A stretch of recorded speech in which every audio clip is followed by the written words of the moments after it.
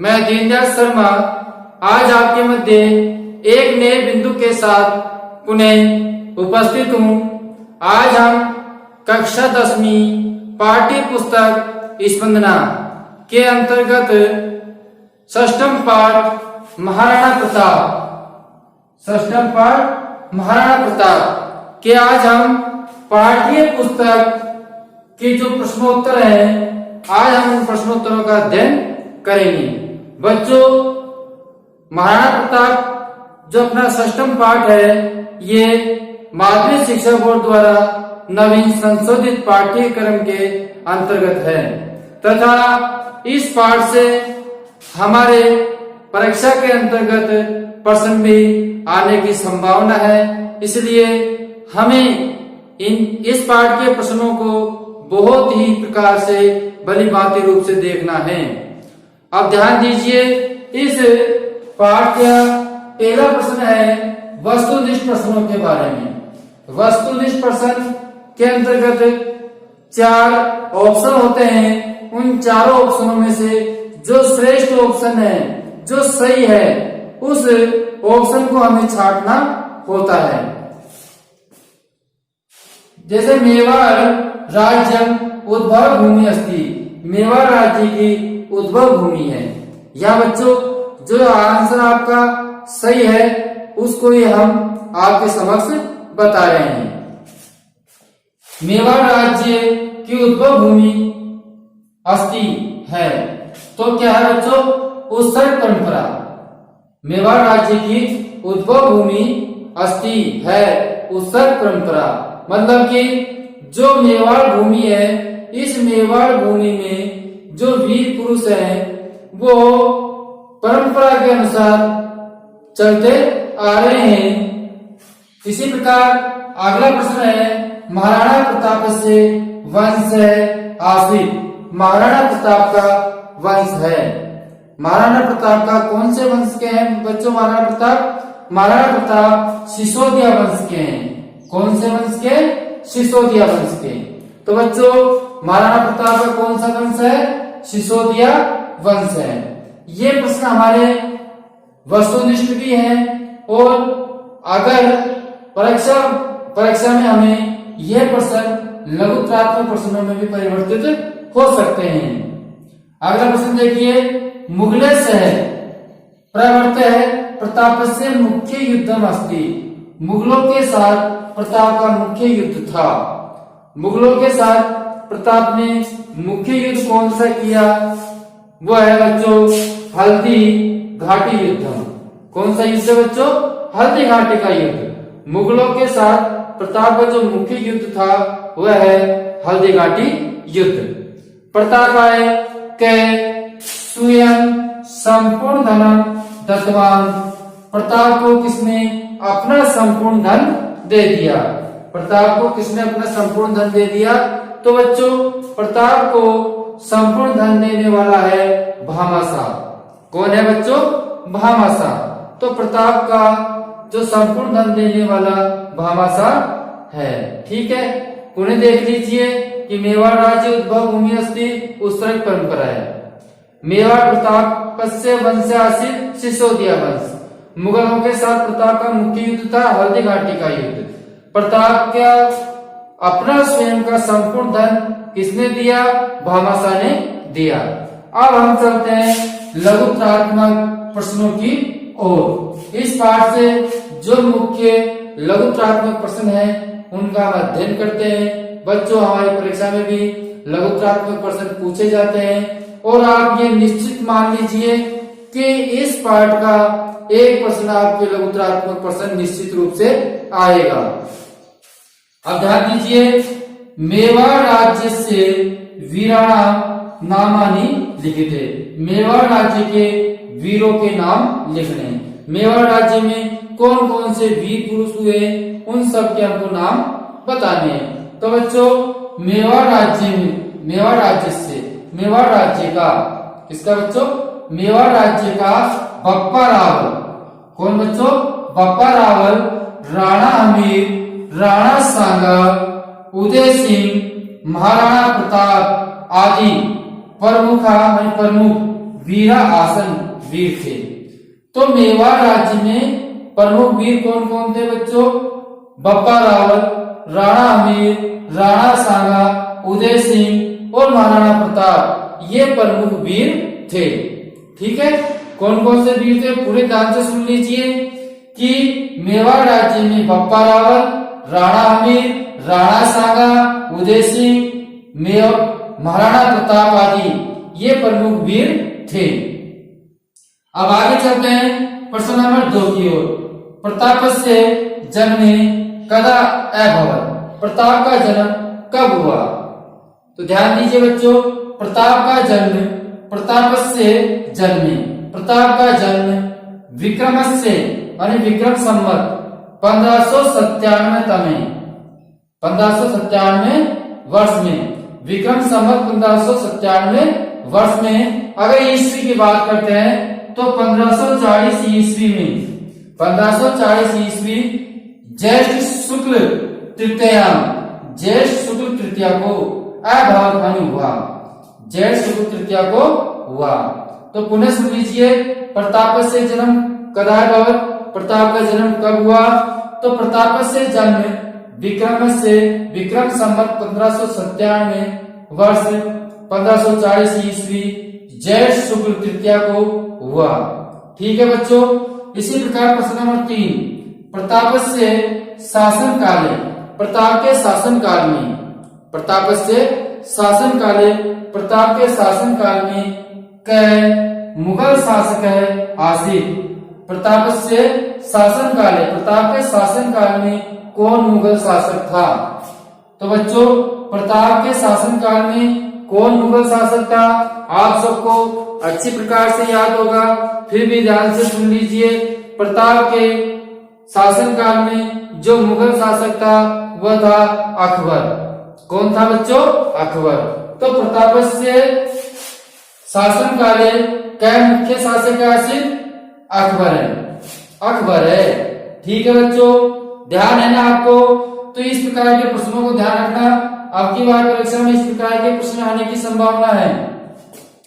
प्रताप है पुत्र है स्वराजधानी करो, प्रताप ने खाकर अपनी राजधानी बनाई। तो बच्चों प्रताप ने चावंड नामक स्थान में, चावंड नामक स्थान में, चावंड नामक स्थान पर उन्होंने अपनी राजधानी बनाई। किसने? प्रताप ने। तो बच्चों प्रताप पुत्र स्वराजधानी करो चावंड है, खाकर बच्चों चावंड है, चावंड नामक स्थान है। तो चावंड नामक स्थान पर प्रताप ने अपनी राजधानी बनाई। इसी प्रकार अब हम चलते हैं निबंधात्मक प्रश्नों की ओर। अभी हमने वस्तुनिष्ठ प्रश्न एवं लघुपदात्मक प्रश्नों का अध्ययन किया, जो इस पाठ्य पुस्तक स्पंदना के अंतर्गत जो हमको दे रखे थे उनमें वस्तुनिष्ठ और लघुपदात्मक प्रश्न हमारे पूर्ण हुए। अब हम पढ़ते हैं निबंधात्मक प्रश्न। मेवाड़ राज्य केन प्रकार, मेवाड़ राज्य केन प्रकार, किस प्रकार से, मेवाड़ राज्य किस प्रकार से विश्वस्मिन जगति, विश्वस्मिन मतलब कि विश्व में प्रसिद्धम अलभ्यत, प्रसिद्धता को प्राप्त किया। तो बच्चों मेवाड़ राज्य ने किस प्रकार से पूरे विश्व में, पूरे जगत में प्रसिद्धि को कैसे प्राप्त किया? तो ध्यान से सुनिए, मेवाड़ राज्य की क्या विशेषता है, इसमें ये भी विशेषता भी हो सकती है जो उसकी प्रसिद्धि है, प्रसिद्धि ही मेवाड़ की विशेषता है। तो मेवाड़ राज्य सुराणाम शौर्य, जो मेवाड़ राज्य है वो सूरवीरों का, मेवाड़ राज्य में सूर व वीर पुरुष है। युनाम, युनाम माने होता है युवक, आत्महोदया मतलब युवकों का बलिदान, युवकों का बलिदान, सूरवीरों का शौर्य, सुराणाम शौर्य, सूरवीरों का शौर्य, युवकों का बलिदान, युवकों का बलिदान, सतीना जोहर और सतियों का जोहर, और सतियों का जोहर। ठीक है बच्चों, सूरवीरों का शौर्य, सूरवीरों का शौर्य, युवकों का आत्महत्या बलिदान, युवकों का बलिदान, एवं जो सती है सतियों का जोड़ परंपराया, इस परंपरा से विश्वासमी, इस विश्व में संसार में प्रसिद्धि अलभ्यते, प्रसिद्धि को प्राप्त किया। पुनः आप ध्यान से सुन सकते हैं कि मेवाड़ राज्य सुराणाम शौर्य, मतलब कि सूरवीरों का शौर्य, युवकों का बलिदान और सतियों का जोर, इस परंपरा से विश्व में इस विश्व में संसार में प्रसिद्ध हुए। अब बच्चों बात करते हैं निबंधात्मक प्रश्न में, प्रश्न क्रमांक 2 पे। मेवाड़ राज्य से वीर परंपरायां, मेवाड़ राज्य की वीर परंपरा में कै वीरा, कौन कौन वीर अभवमय हुए। तो मेवाड़ राज्य की वीर परंपरा में कौन कौन वीर हुए, मेवाड़ राज्य की वीरों की परंपरा में कौन कौन से वीर हुए। तो बच्चों अभी हमने रक्तात्मक प्रश्न में भी इस प्रश्न को पढ़ा था, एक बार और पुनः ध्यान से सुन लीजिए। मेवाड़ राज्य से, मेवाड़ राज्य का वीर परंपरा में, मेवाड़ राज्य का वीर परंपरा में बप्पा रावल, कौन बच्चों, बप्पा रावल, राणा हमीर। बच्चों ये हमीर में आधा मेव मत लगाना, क्योंकि हम्बीर हो गया तो ये हम्बीर तो रणथंभौर जो किला है उसका शासक था, इसलिए ये हम्बीर नहीं हमीर है, राणा हमीर। ठीक है बच्चों, ये ध्यान रखना, हम कभी गलती करते हैं हम्बीर कर देते हैं, आधा मेव और जोड़ देते हैं, तो वो रणथंभौर दुर्ग का शासक था। राणा सांगा, उदय सिंह, महाराणा प्रताप आदि वीरा अभवन, आदि वीर हुए। पूरे सुन लीजिए कि मेवाड़ राज्य की वीर परंपरा में बप्पा रावल, राणा हमीर, राणा सांगा, उदय सिंह, महाराणा प्रताप आदि वीर हुए। ठीक है बच्चों, कौन कौन वीर हुए, बप्पा रावल, राणा हमीर, राणा सांगा, उदय सिंह, महाराणा प्रताप आदि वीर हुए। इसी प्रकार अब हम प्रश्न क्रमांक 3 पर चलते हैं। प्रश्न क्रमांक 3 बहुत ही महत्वपूर्ण है इस पाठ के अंतर्गत, और आपको ध्यान में होगा कि जो हम इस प्रश्न को पढ़ रहे हैं ये प्रश्न हो सकता है कि आपके परीक्षा में हिंदी अनुवाद में भी आ जाए, तो आपको हिंदी अनुवाद में भी इसका ध्यान देना है। तो प्रताप से प्रतिज्ञा क्या का, प्रताप की प्रतिज्ञा क्या थी। तो बच्चों प्रताप ने प्रतिज्ञा ली थी, यावत है जब तक में हर्षच्युतान, जो हाथ से निकले हुए स्वराज्य भागे, अपने राज्य के भागों को, जब तक में हाथ से निकले हुए अपने राज्य के भागों को पुनः मैं प्राप्सामी, पुनः प्राप्त नहीं कर लूंगा। क्या प्रतिज्ञा ली थी बच्चों, जब तक मैं हाथ से निकले हुए अपने राज्य के भागों को पुनः प्राप्त नहीं कर लूंगा, तावत है तब तक, तावत मानी तब तक, स्वर्ण पात्रेषु, सोने के पात्रों में, तब तक सोने के पात्रों में भोजनम न करिष्यामि, भोजन नहीं करूंगा, तब तक सोने के पात्रों में भोजन नहीं करूंगा। समझ में आ रही है बच्चों आपके। राजप्रसादे वासम न करिष्यामि, और राजप्रसाद में वास नहीं करूंगा। मधुर तल्पे न शयनम करिष्यामि, और जो मृदुल बिस्तर है उन पे भी मैं शयन नहीं करूंगा, उन पे भी मैं विश्राम नहीं करूंगा। तो बच्चों महाराणा प्रताप ने क्या प्रतिज्ञा ली, एक बार पुनः सुन लीजिए कि जब तक मैं हाथ से निकले हुए स्वराज्य अपने राज्य के भाग को पुनः प्राप्त नहीं कर लूंगा, तब तक सोने के पात्र में भोजन नहीं करूंगा, राजप्रसाद में वास नहीं करूंगा, और मृदुल शैया पर भी नहीं सोऊंगा या विश्राम नहीं करूंगा। ठीक है बच्चों, समझ में आ गया आपके महाराणा प्रताप की जो प्रतिज्ञा थी, वो प्रतिज्ञा भी आपके समझ में आ गई होगी। अब सुनिए महाराणा प्रताप और भामाशाह के बीच में जो वार्तालाप हुई है, उन वार्तालापों के विषय में हम अध्ययन करेंगे। जैसे प्रश्न क्रमांक 4, प्रताप भामाशाह, प्रताप और भामाशाह वार्ता को स्व शब्देषु, अपने शब्दों में लिखते हुए लिखिए। प्रताप और भामाशाह की वार्ता को अपने शब्दों में लिखिए। तो बच्चों, प्रताप और भामाशाह का के अंतर्गत दोनों में जो जिस प्रकार की वार्तालाप हुई, उस वार्तालाप के विषय में हम आपको बताते हैं। आप ध्यान से सुनिए। हो सकता है कि निबंधात्मक प्रश्न आपके परीक्षा में नहीं आए, लेकिन यही जो पैराग्राफ है यह आपके हिंदी अनुवाद में आ जाए तो आपको वहां भी आपको फायदा मिल सकता है। तो आप इस प्रकार का विचार कभी मत ना कीजिए कि हमारे तो पाठ्यक्रम में निबंधात्मक प्रश्न है ही नहीं, निबंधात्मक प्रश्न आएंगे नहीं। लेकिन बच्चों, कहाँ किस स्थान पर हमारे लिए उपयोगी हो जाए, इसलिए हमको प्रत्येक बिंदु का अध्ययन करना चाहिए। हो सकता है हमने निबंधात्मक प्रश्न में जो पैराग्राफ पढ़ा है यही पैराग्राफ अगर हिंदी अनुवाद में आ जाए तो हम उसका हिंदी अनुवाद भी कर सकते हैं। इसलिए समझना बहुत ही आवश्यक है। प्रतापस्य सहायता, प्रताप की सहायता के लिए, प्रताप की सहायता के लिए भामाशाह तम निक्षः गत्वा, प्रताप की सहायता के लिए भामाशाह तब माने उसके निक्षः माने पास में जाकर, प्रताप की सहायता के लिए भामाशाह उसके पास गत्वा माने जाकर के, कथयति कहते हैं, यत माने की, उनके पास जाकर कहते हैं कि, प्रताप की सहायता के लिए भामाशाह उनके पास जाकर कहते हैं कि हे प्रभु, हे स्वामी, हे स्वामी, हेम बहुते, मैं आपका हेम बहुते माने मैं आपका सेवक है, सेवक, मैं आपका क्या हूं? सेवक हूं, मैं आपका सेवक हूं।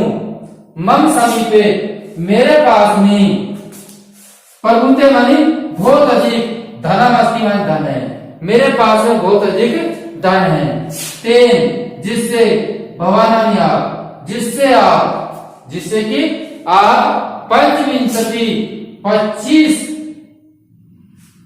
सहस्त्र माने हजार, 25,000 सैनिकों को, जिससे आप 25,000 सैनिकों को 12 वर्ष पर्यंत 12 वर्षों तक पालितुम समर्थ है, पालन करने में समर्थ हो, पालन करने में समर्थ हो। ये बात किसने की बच्चों? भामाशाह ने कही। पुनः सुन लीजिए, भामाशाह ने क्या कहा?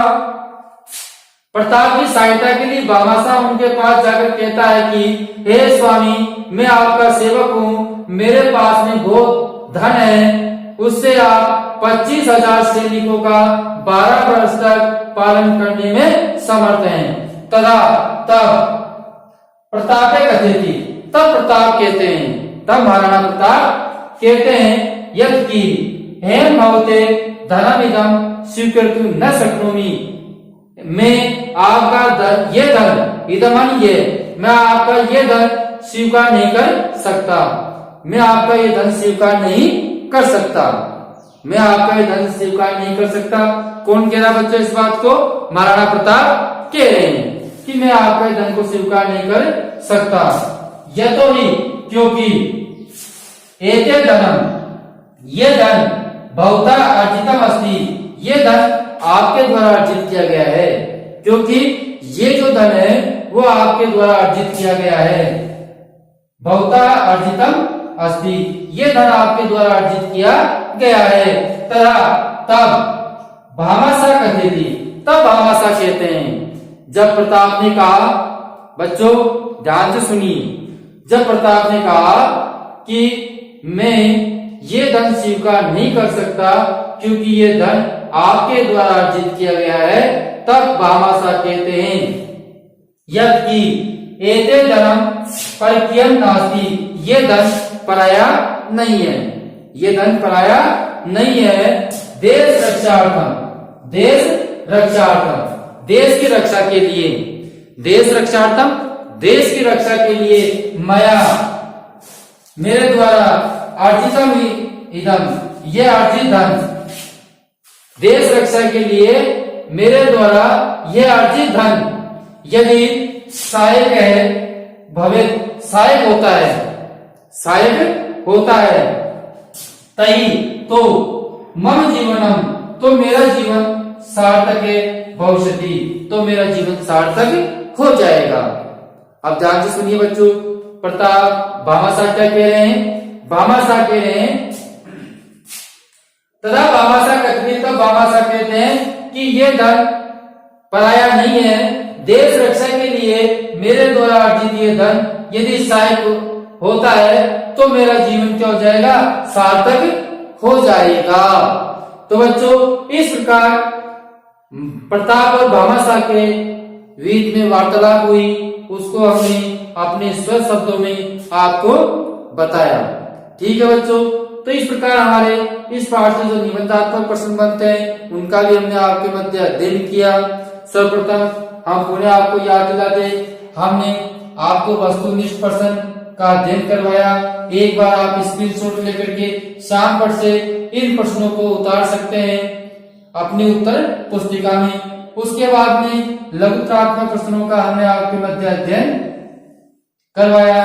तो बच्चों ये बहुत ही महत्वपूर्ण प्रश्न है, इनको साथ साथ आप उतारते भी रहिए और याद करते भी रहिए, जिससे कि आपके अधिक से अधिक अर्थात श्रेष्ठ अंक आ सके।